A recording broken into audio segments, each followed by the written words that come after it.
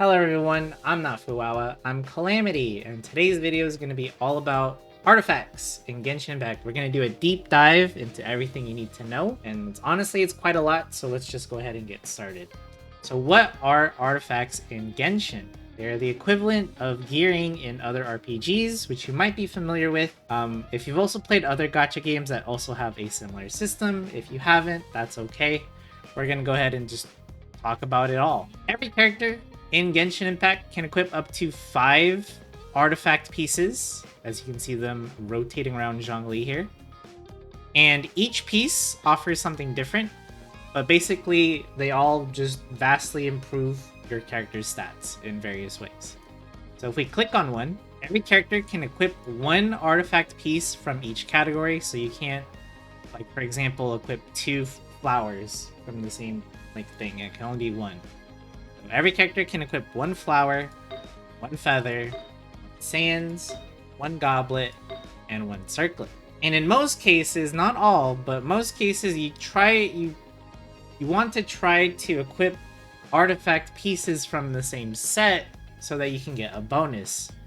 In this character's case, you can see the bonus here on the bottom right, but we're not going to talk too much about bonuses for each artifact set just yet. However, let's actually talk about what the artifact displays. So artifacts come in different rarities in Genshin. Mine are obviously 5 stars as denoted by the amount right there. But when you're just starting out, you're only going to find artifacts that are like 1 or 2 star pieces. As you play the game, as you progress and get your adventure rank up, eventually you will start farming for 5-star artifacts, and we'll get into that more later. But when you click on an artifact, they all have what's called a main stat, and that is this up here on the top right. It's in the rectangle, the whitish rectangle, or the clear one. I don't know what to call it. It's in a rectangle at the top. And below it, under the 5 stars, are the substats. Now these substats are completely RNG. They could be any random stat, and that's honestly why there's so much artifact farming in this game, is because it's always this fight to get the right substats on the right characters. So for the flowers case, we can see it has a main stat of flat HP, and once we leveled it up, that's what this plus 20 is. That's how much flat HP it's giving us. So as we upgrade the artifacts, it gives us more stats, and every 4 levels the artifact will randomly upgrade one of the substats on the bottom here. It doesn't go in order, there's no like science to it. It's just random every 4 levels. Also another reason why artifact grinding is such a pain in this game sometimes, because you will definitely have those instances where you're upgrading an artifact and it just touches all the wrong substats every single time, and it's very frustrating. Also worth noting, if you are using 1 or 2 star artifact pieces, they cannot go up to plus 20.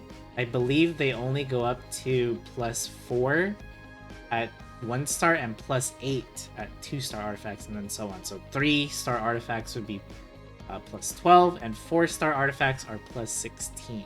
Moving on to the next piece, we have the feather. And just like the flower, the feather is always going to have the same main stat. It's always going to be flat attack.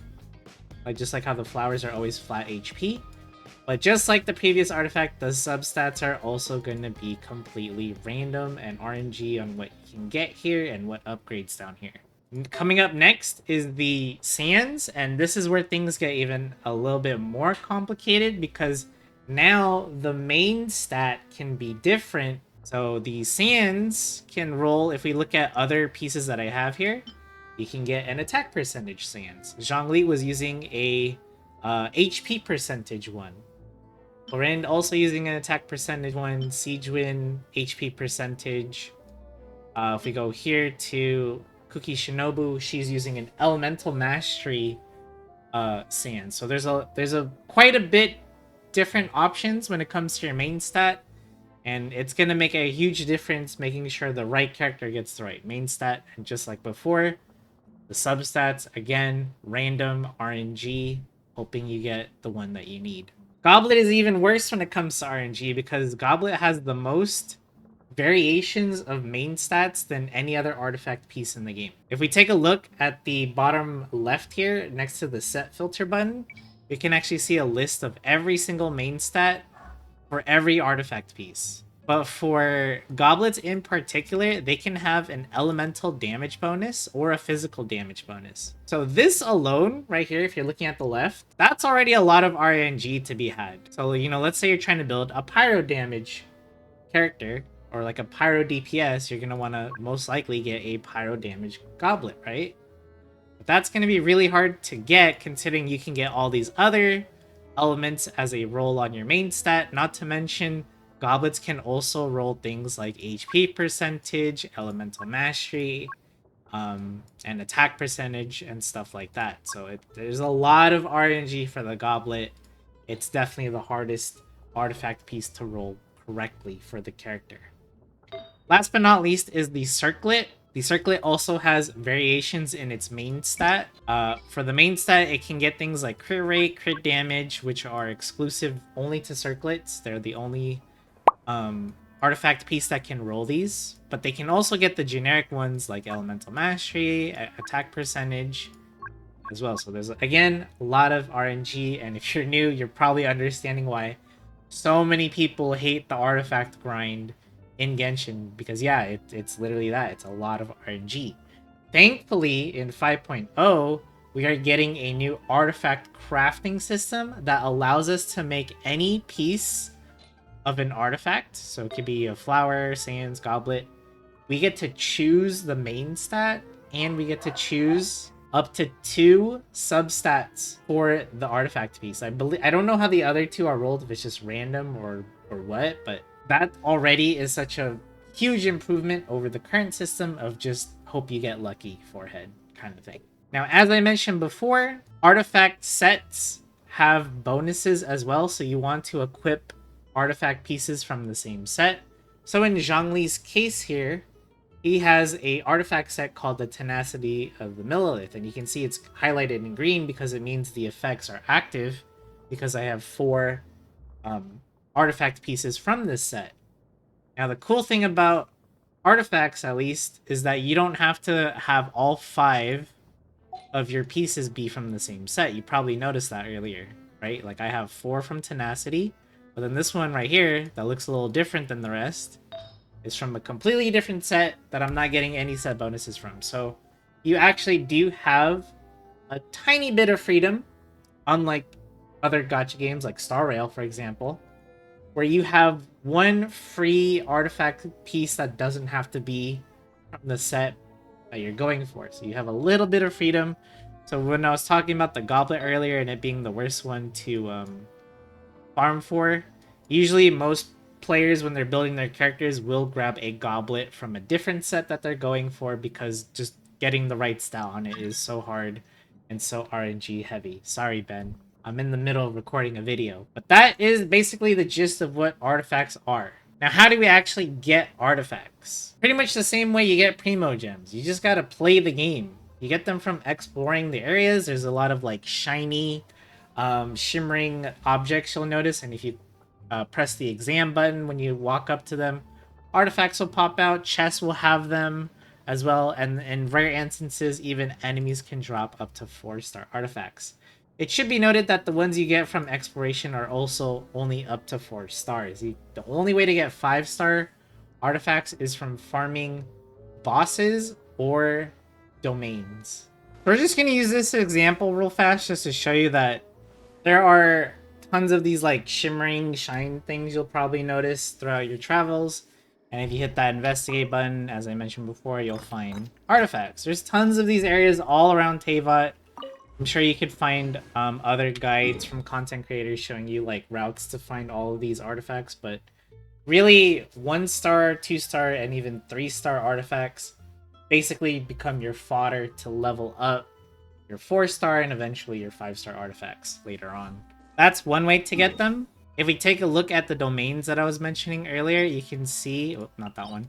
You can see that as you're able to do the harder versions of domains, you can see 3-star, 4-star, and then the 5-star artifacts are drops available to you after you clear them. So when you clear a domain, you get up to 2, sometimes 3 5-star artifacts can drop. when clearing domains. And what pieces drop and from what set drops, again, you're probably not going to like the answer to this. Yeah, it's completely random. So let's say you're going to this domain in hopes of getting the Viridis and Veneer set, because you're trying to build an animal character. Great. You can do 5 runs of this domain using all your resin and get nothing but Maiden's Beloved. And trust me, I know that it's a crappy feeling, and that's just how it is.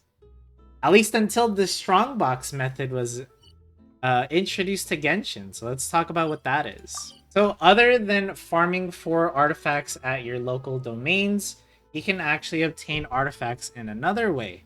So if you go to any alchemy station in any city, at the top here, you're going to want to click the third button right here with the triangle in the center, and you will see what's called artifact strongboxes. They're always constantly adding more and more options, and in fact in the 5.0 update they're going to add even more options here. Let's say you wanted to go back and farm specifically that Viridis and Veneer you got unlucky and you got only Maiden's Beloved. Well, what you could do is just turn in 3 artifact pieces of any set, right? So we'll just do this as an example.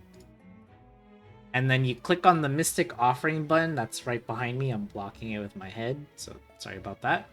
There's also an auto add option if you're okay with just adding a bunch of artifacts you don't care about, but I'm just doing this for an example, so I'm just gonna... Since I'm just doing this as an example, I just wanted to use 3.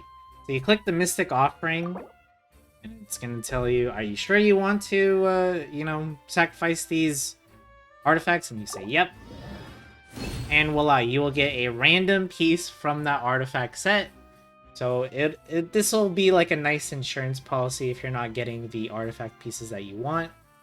And this is also something I've mentioned in several of my guides, is to, if you're farming for a certain character and the domain is just resin inefficient, meaning it just sucks farming that domain because maybe the other set that you can get in it is not worth farming, or just clearing it is a pain, I always recommend just go to a domain that's easier for you to clear and one that you need, that's more efficient for your usage of your resin, and then come back to the strongbox method and then just dump all those extra unneeded artifacts that you got in hopes of getting the ones that you need. Let's talk about when should you start using artifacts. And in my opinion, I actually don't think early game players, or if you're new to Genshin, you honestly shouldn't even be messing with artifacts that much early game. In fact, if you want to see your characters improve and do more damage and just be overall better, I would focus instead on leveling them up to level 90, getting their ascensions,